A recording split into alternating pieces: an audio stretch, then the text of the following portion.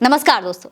इरफान सोलंकी को 7 साल की सजा तो हो गई है, लेकिन अखिलेश यादव उनके बचाव के लिए एक ऐसे वकील को खड़ा करने की तैयारी कर रहे हैं जिसने काफी बड़े बड़े केसेस लड़े हैं और सुप्रीम कोर्ट में जीत भी हासिल की है। दोस्तों, सुप्रीम कोर्ट के जस्ट वरिष्ठ वकील की हम बात कर रहे हैं, वो कोई और नहीं बल्कि कपिल सिब्बल हैं।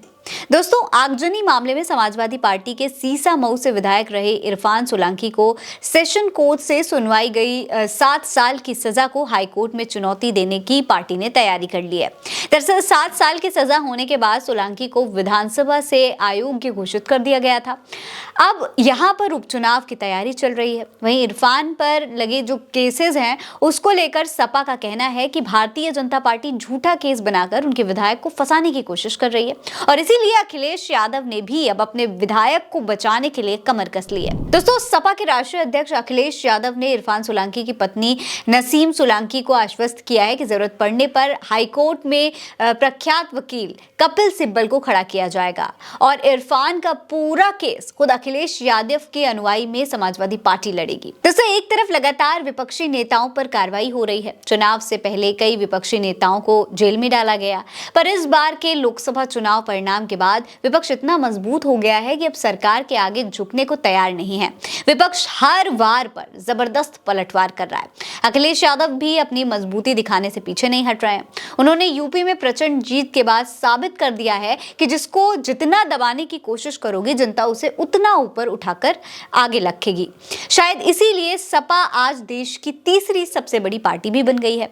एक तरफ दोस्तों इरफान सोलंकी की सजा के बाद कानपुर के सीसामऊ विधानसभा में उपचुनाव की तैयारी चल रही है, वहीं दूसरी तरफ सपा इरफान सोलंकी को बचाने के लिए कपिल सिब्बल का सहारा लेने को भी तैयार हो गई है।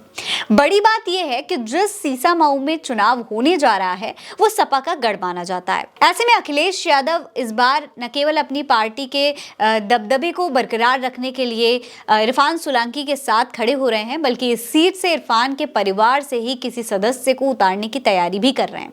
इस पर पार्टी के सूत्रों का कहना है कि इस सीट से इरफान की पत्नी का चुनाव लड़ना लगभग तय ही माना जा रहा है, लेकिन पार्टी में कुछ और नामों पर भी विकल्प के तौर पर देखा जा रहा है, मंथन किया जा रहा है। इसमें फजल महसूद, सुरेंद्र मोहन अग्रवाल, सतीश निगम के नाम भी शामिल हैं। हालांकि दोस्तों अखिलेश यादव का इरफान सोलंकी की पत्नी पर पूरा भरोसा है और जिस तरीके से कपिल सिब्बल को वकील बनाकर उनके केस को लड़ने की बात कही जा रही है, उस हिसाब से अगर देखा जाए दोस्तों तो ये लगभग तय ही माना जा रहा है कि इरफान की जगह उनकी पत्नी को सपा मैदान में उतार सकती है। अब दोस्तों इरफान की पत्नी के अलावा दूसरे विकल्प के तौर पर कोई दलित चेहरे को भी रखा गया है, क्योंकि अगर राजनीतिक इतिहास को आप देखेंगे तो इस सीट से हर बार दलित चेहरे को ही जीत मिली है, क्योंकि यहाँ पर दलित वोटर्स की संख्या सबसे ज्यादा है और यही वजह है कि पिछले 2 बार के चुनाव में जब जब बीजेपी ने इस सीट पर ब्राह्मण उम्मीदवारों को उतारा है तब उसे हार का सामना ही करना पड़ा है। मगर इस बार बीजेपी भी किसी दलित चेहरे को उतारने की तैयारी कर रही है, लेकिन अखिलेश यादव ने पहले से ही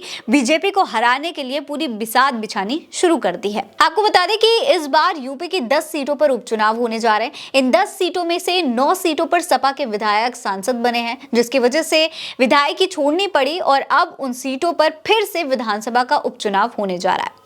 फिलहाल इस खबर में इतना ही। ये खबर आप उल्टा चश्मा यूसी पर देख रहे हैं। नमस्कार।